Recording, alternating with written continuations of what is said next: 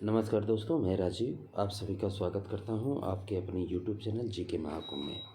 दोस्तों, library science one liner question answer की जो हमारी सीरीज चल रही है, इसमें हम लोग प्रतिदिन जो है 50 इम्पोर्टेंट क्वेश्चनों को देखते हैं।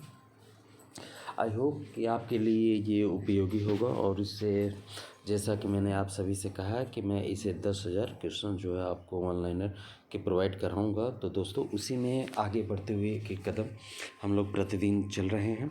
तो चलिए देखते हैं आज के 50 महत्वपूर्ण प्रश्न को। तो दोस्तों, इसके पहले जो है अपलोड किया जा चुका है। पहले मैं 50-50 क्वेश्चन के ही हिसाब से करता था, लेकिन इधर 10-12 वीडियो से जो है लगातार सीक्वेंस से कर दिया है।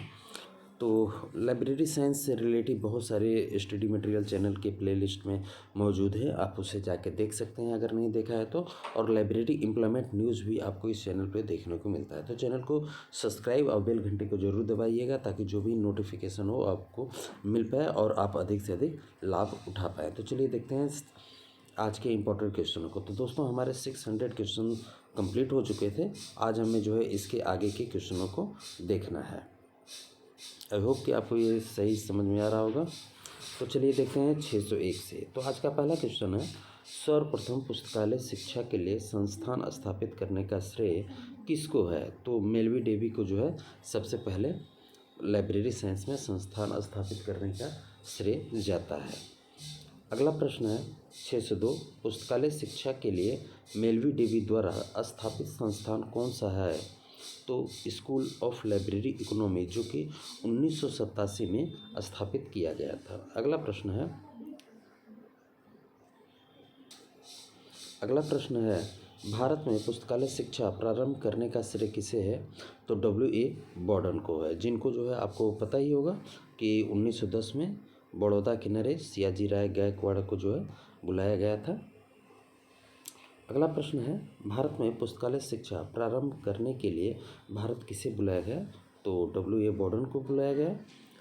अगला प्रश्न है 609, भारत में पुस्तकालय आंदोलन का जनक किसे माना जाता है? तो सियाजी राय गायकवाड़ तृतीय को माना जाता है। अगला प्रश्न है 610, रामपुर राजा नहीं है, ये रज्जा है, लाइब्रेरी की स्थापना किस वर्ष हुई थी? तो 1774 में स्थापित हुई थी। अगला प्रश्न है, रामपुर रजा लाइब्रेरी को राष्ट्रीय महत्व का संस्थान किस वर्ष घोषित किया गया? तो 1975 में घोषित किया गया। 612 है, रामपुर रजा लाइब्रेरी वर्तमान में किस विभाग के अंतर्गत एक स्वायत्त संस्था के रूप में कार्यरत है? तो ministry of culture, government of India के द्वारा इसे संरक्षित किया जाता है। दोस्तों, जो है आपको ऑब्जेक्टिव क्वेश्चन आंसर की 10,000 की जो सीरीज है हमारी, उसमें जो है कुछ वीडियो अपलोड किए जा चुके हैं। चूँकि हम सभी ने ये डिसीजन लिया कि पहले 50 क्वेश्चन प्रतिदिन जो है वन लाइनर की चलाएं, उसके बाद जब एग्ज़ाम के डेट जो है नज़दीक जब आ जाएंगे तब जो है 10,000 क्वेश्चन आंसर की टेस्ट सीरीज हम चलाएंगे। उससे आपको बेनिफिट होगा कि आपकी तैयारी कहाँ तक है, ये देखने का मौका मिलेगा। तो आप जो है प्रोविजनल ईयर के क्वेश्चन पेपर को देख सकते हैं, चैनल पे अपलोड है।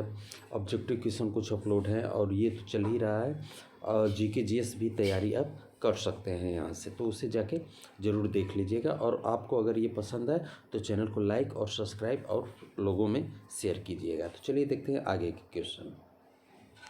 आगे है 613, सरस्वती महल लाइब्रेरी को किस वर्ष सार्वजनिक पुस्तकालय जो है बनाया गया? तो 1918 में।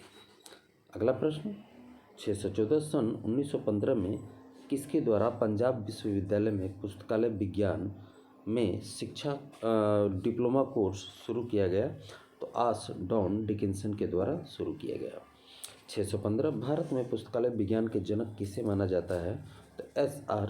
रंगनाथन को। अगला प्रश्न है 616, लिब्राछदम नाम से कौन जाना जाता है? तो S.R.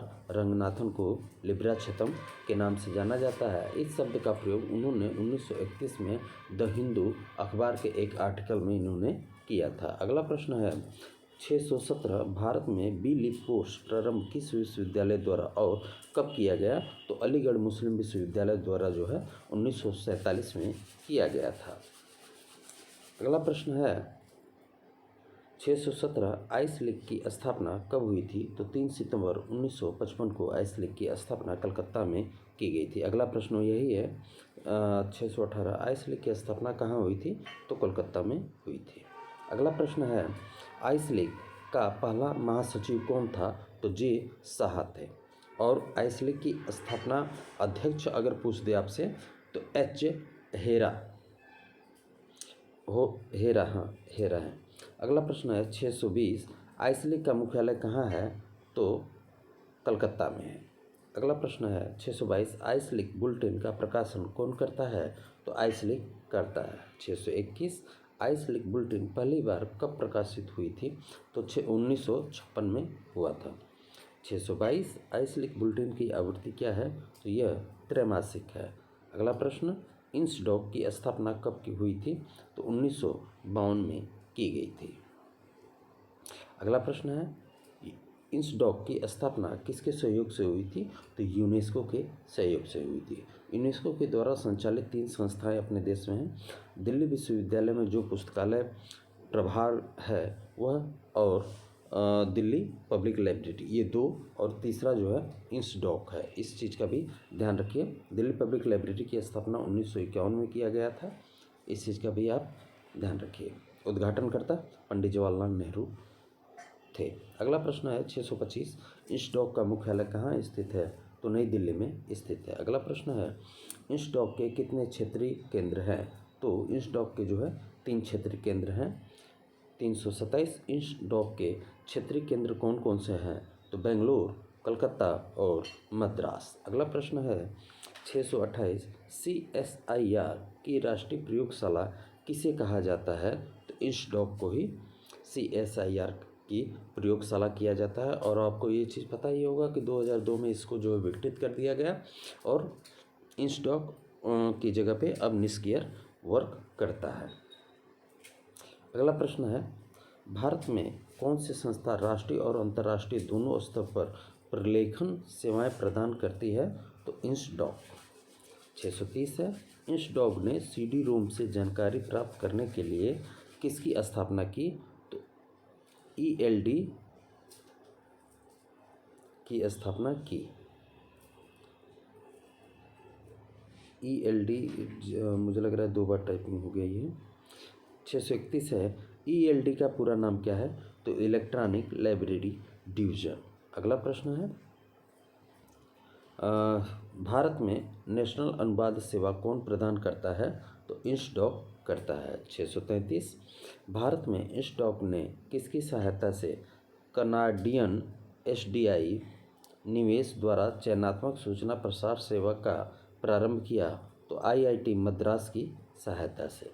अगला प्रश्न 634 भारत में SDI की शुरुआत किसने की थी?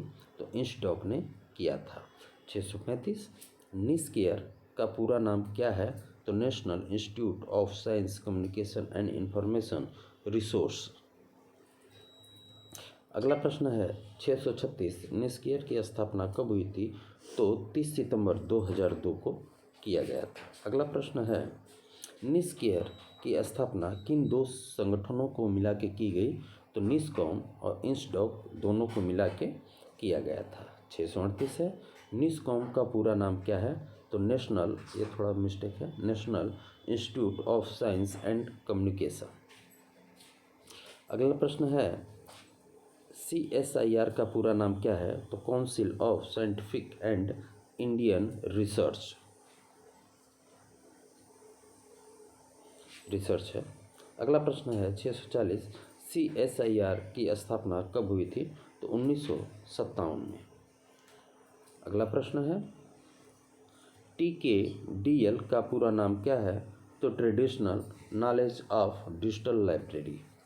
642 है, TKDL की स्थापना किसने की थी? तो CSIR व आयुष ने। अगला प्रश्न है 643 NSDL का पूरा नाम क्या है? तो नेशनल साइंस डिजिटल लाइब्रेरी है। 644 CSIR की कौन सी पंचवर्षीय योजना नेटवर्क परियोजना के रूप में शुरू हुई थी? तो 10वीं पंचवर्षीय योजना के रूप में शुरू की गई थी। अगला प्रश्न है, NUCSSI जिसको नुस्खी के नाम से भी जाना जाता है का पूरा नाम क्या है? तो National Union Catalogue of Scientific Serials in India है। अगला प्रश्न है NUCSSI कब से प्रकाशित हो रही है? तो 1960 से।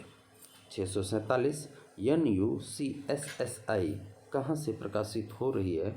तो न्यू दिल्ली से। अगला प्रश्न 648 भारत में विज्ञान व प्रौद्योगिकी की जानकारी का प्रमुख स्रोत क्या है? तो NUCSSI। अगला प्रश्न है NUCSSI को किसके द्वारा प्रकाशित किया जाता है? तो इंसडॉक के द्वारा। 650 और आज का अंतिम प्रश्न NOPR का पूरा नाम क्या है? तो निष्क्रिय ऑनलाइन पीरियोडिकल रिपोजिटरी इसका पूरा नाम है। तो दोस्तों 50 प्रश्न हमारे कंप्लीट हुए। आई होप कि आपने कम समय में अधिक प्रश्नों को देखा। इसी तरीके से आपको सुपरफास्ट की तर्ज पे आपको बिना इधर उधर किए सीधा टॉपिक टू टॉपिक क्वेश्चन को प्रोवाइड करवाऊंगा और इसी में आगे चलते हुए कल फिर मिलेंगे। और जो भी वीडियो होती है आप नोटिफिकेशन कर दे लीजिएगा ताकि आपको जो भी नोटिफिकेशन मैं वीडियो डालूं आप तक पहुंच पाए। मिलते हैं अगले वीडियो में। ख्याल रखिए। धन्यवाद।